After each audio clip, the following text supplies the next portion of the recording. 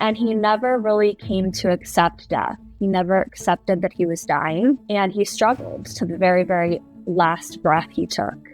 We live in such of this fear-based thought process around death. And I think it's that fear that is really instilled in us. Our Western medical model is not supporting death in a way that's, all they want to do is fix the body. How long can we make your body last instead of thinking about that quality of life? Everybody has a different story. Everybody has a different journey. And when you come to plant medicine, the medicine gives you what you need to heal in that moment. Content presented in Cheshire Corners is for educational and informational purposes only. Please consult a legal professional if you have any questions or concerns about the content of this disclaimer, this series, or the legal implications surrounding psychedelic substances in your jurisdiction.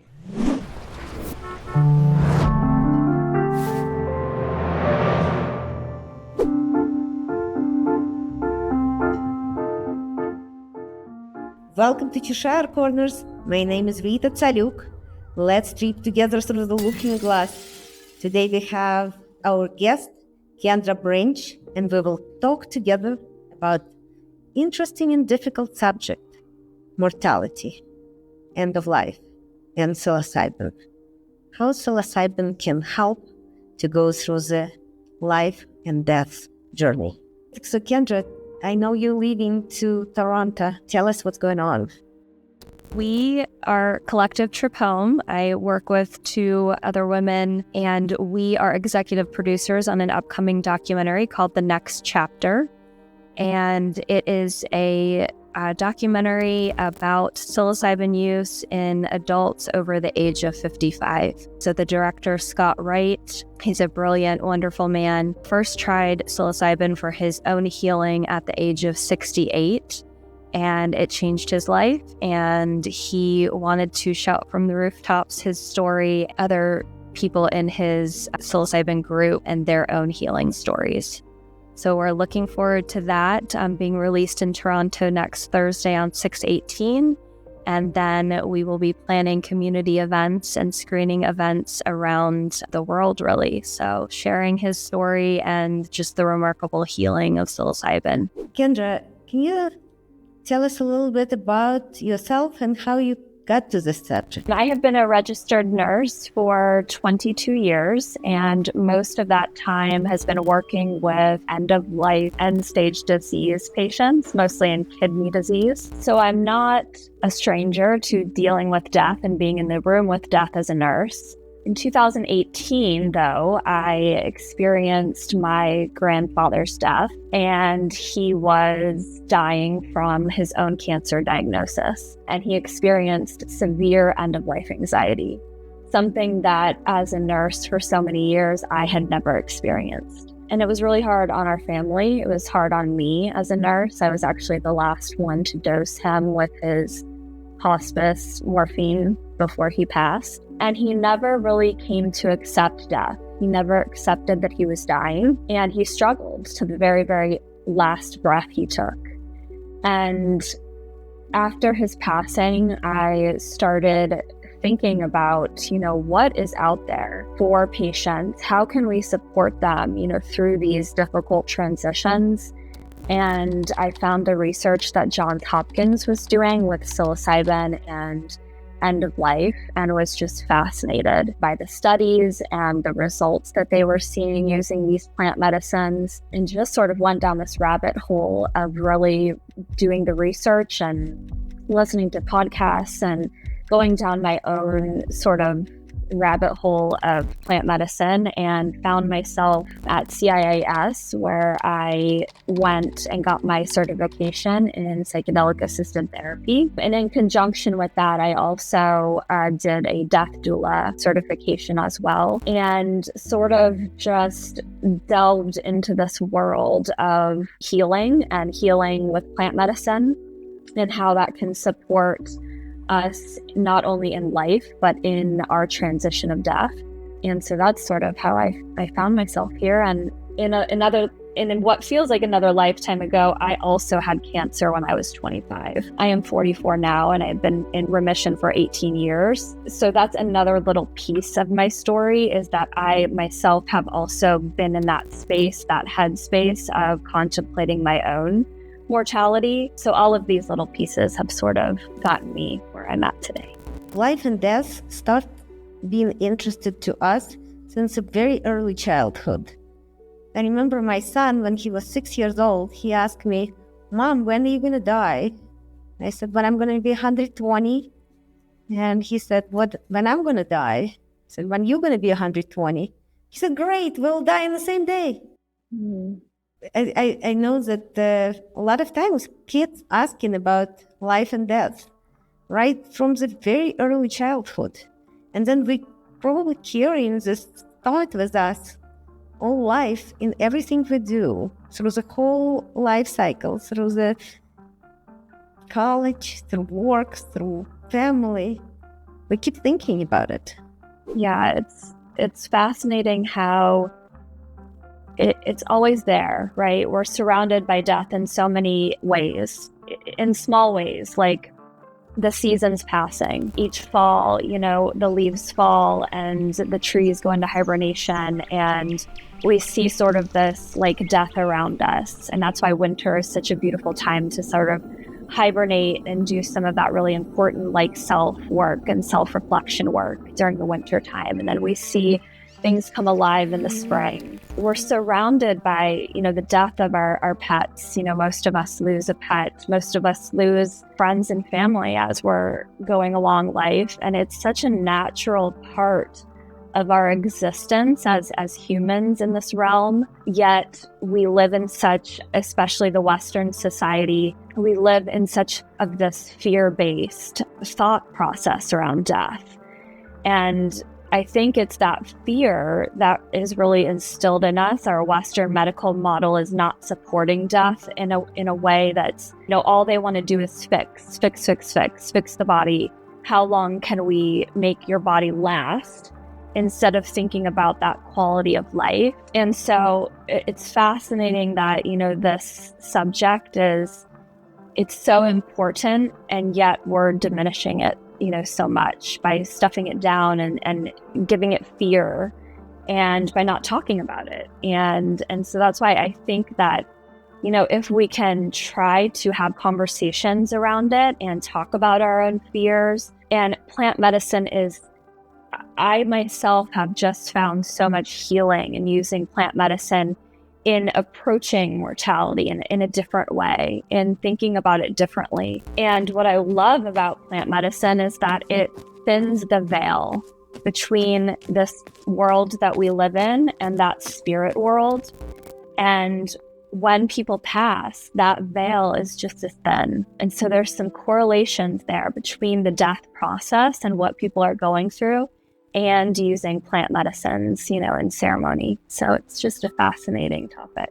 Tell me a little bit more about John Hopkins study. I think we all know about this study, if you're referencing the same one about cancer patients going through 6 hours of psilocybin. But tell me what else you know about it. Yeah, so Johns Hopkins is one of the first studies that, were using psilocybin with end-of-life patients, and most of them, had pretty severe, cancer diagnoses. I know that they were, using the 2-facilitator model, and most of these patients were going through more than one psychedelic journey. So I believe it was 3. And, it's just fascinating what the healing that they were receiving that made their end-of-life anxiety diminish. And so when we think about that, it can be different for everybody. Everybody has a different story. Everybody has a different journey. And when you come to plant medicine, the medicine gives you what you need to heal in that moment. And so some people are forgiving maybe something that happened in their past that they needed to heal before they could move on. Maybe they needed to feel some kind of greater existence in the universe. Maybe they needed to make up with a loved one. So it can be a lot of different things for different people, but the results are all the same, is they're getting that sense of closure in whatever realm that was in that they were struggling with, to give them that peace of mind and that mindfulness, I guess, to maybe open up that this is my mortality. I am dying. And what do I want my last days and moments to look like? Do I want that to be filled with fear? Or do I want that to be a beautiful transition? Can I look at it a different way? In a lot of ways, I look at death like it's just the next doorway. It's the next doorway for us to walk through after we're done in this earth realm. And that's just my own wording or my own piece that I've come with in my own work with the medicine. Psilocybin and mortality. When do you think it makes sense for people to connect those? Is it at the end of life or early in their life or any time? At which point do we need to put those two together? I think it can happen at any time. But I don't think that it should be something that's forced. I think that people awaken at the timing that's right for them. And that might be that other things need to heal before we get to that stage, right? So when we're coming to plant medicine for work, we're always using this for self-reflection. We're using it for healing. And we're always coming to it with an intention of, I want to work on this. I want to heal this. I want to explore this. And some people just aren't ready to have that conversation. And that's okay. I think that some people have other layers of healing that need to happen before they can really have a real honest conversation with themselves about death and their own mortality. But I do think that it's a process. And I think anybody curious about talking openly about death, that's sort of why I've created sort of this space for talking about death in community and having these conversations and having a space to talk about some of these difficult conversations. And, just like your son was curious when he was younger about death, I think that it's important, even at a young age, that we start to talk about death. And this is a natural progression of life, and we're all going to face it at some point. And so instead of shying away from it, I think it's important that we have open and honest conversations about it. But I also just really want to be mindful of not forcing anybody's path, or their own struggles with it. I think it really needs to unfold naturally for every single person. So all of us have a little anxieties here and there, and it's normal. But at some point, anxieties become so big that they just interfering with our lives. And this is something that needs to be treated. And end-of-life anxieties can be those big anxieties that need to be treated and need to be kind of helped with. Is that when you think that we need to talk more about psilocybin? Yeah, I think the sooner that we can come to healing, the better for not only ourselves, but our communities, our families, our planet. And, we're seeing a lot of struggle in the older population. I went through it with my grandfather. I'm currently going through it with my grandmother. I see it in my parents. It's sort of this resistance to dealing with anything. And that's some of their generation, and not everybody, of course, but there are people who are very scared of therapy, and plant medicine is a therapy. It is opening yourself up to your anxieties, your struggles, and facing those things, and then, healing those things.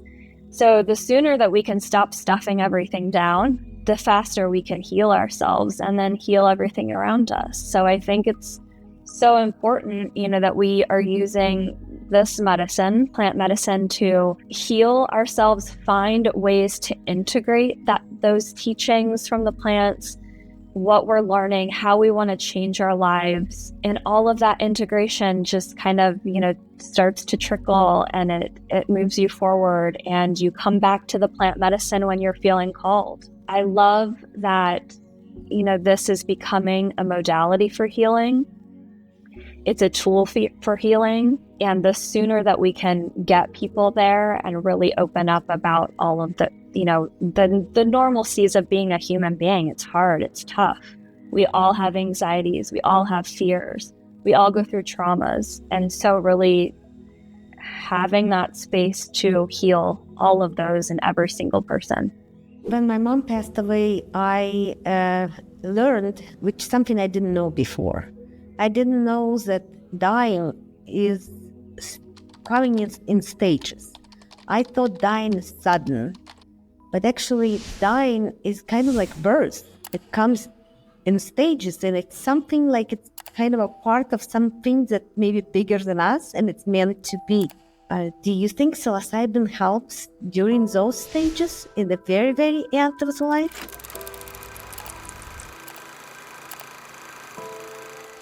Thanks for watching. If you liked it, please like and subscribe to Cheshire Corners. Tell me what you think in the comments. And as always, don't get psyched out.